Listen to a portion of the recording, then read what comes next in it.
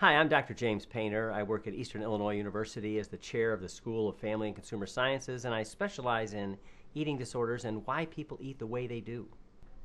We've conducted a couple of studies with pistachios. At the first study, we had students coming into the room, and one day they had pistachios in the shell, the next day they had shelled pistachios.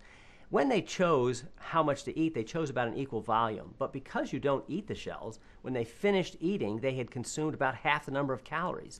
The pistachio principle works because it allows us to reduce calories without restricting.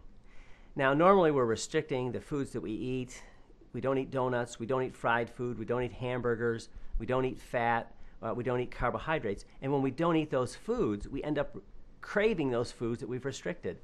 The pistachio principle works because there is no restriction and we receive a calorie reduction without restriction.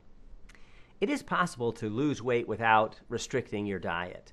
There's many things you can do in the environment to make environmental changes using smaller plates, smaller bowls that allow you to consume less food without restricting yourself.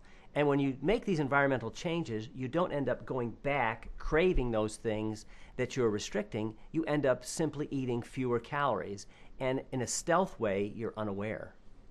Pistachios can be considered a healthy snack for many reasons.